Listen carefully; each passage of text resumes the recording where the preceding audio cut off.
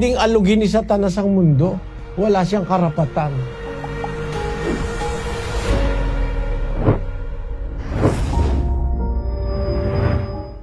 Hindi gawa ng masamang espiritu yon.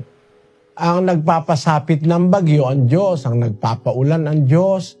Siya rin ang nagpapalindol. Basahin natin yung sa 25:32. Ganito ang sabi ng Panginoon ng mga hukbo. Narito, kasamaan ay mangyayari sa bansa at malakas na bagyo ay ibabangon mula sa kahuli-hulihang bahagi ng lupa. At ang mapapatay ng Panginoon sa araw na yaoy magiging mula sa isang dulo ng lupa hanggang sa kabilang dulo ng lupa. Sila'y hindi tataghuyan o dadamputin man o ililibing man. Sila'y magiging dumi sa ibabaw ng lupa. Yan ay pinapasapit ng Diyos dahil sa kasamaan ng tao, kapatid. Yang bagyo. Yun namang tidal wave, ang Diyos din ang gumagawa nun. Basahin natin yung Amos 9:6. Siya na gumawa ng kanyang mga silid sa langit at kumatha ng kanyang balantok sa lupa. Siya na tumatawag ng tubig sa dagat at ibinubugso sa ibabaw ng lupa. Panginoon ang kanyang pangalan. So yung tidal wave, nanggagaling din sa kapangyarihan ng Diyos yun. Yung lindol, galit ng Diyos yun eh.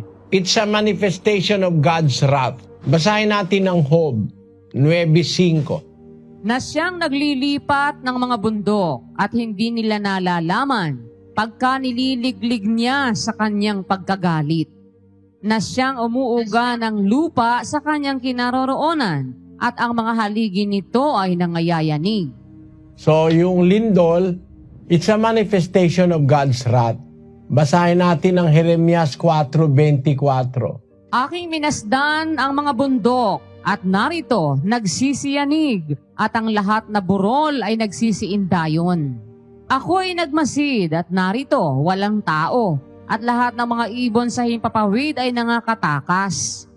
Ako'y nagmasid at narito ang mainam na parang ay ilang at lahat ng mga bayan niyaon ay nangasira sa harapan ng Panginoon at sa harap ng kanyang mabangis na galit.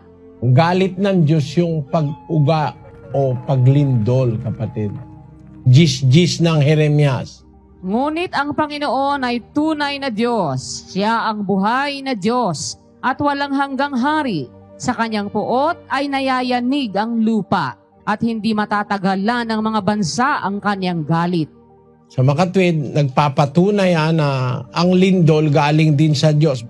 Yan ang sabi sa Biblia. Yang lindol, yang mga malalakas na natural calamities, yan ay manifestation ng galit ng Diyos dahil sa kasalanan ng tao. Ang sabi nila, likha raw ni Satanas yan. Pero ang totoo, hindi pwedeng alugin ni Satanas ang mundo. Wala siyang karapatan. Nung nakipag-usap siya sa Diyos para patunayan ng Diyos yung tungkol kay Job, nakapagpagawa siya ng malakas na hangin para mamatay yung mga anak ni Job eh. Pero yun ay sa pahintulot ng Diyos. Hindi nagagawa ni Satanas yun sa kanyang sarili.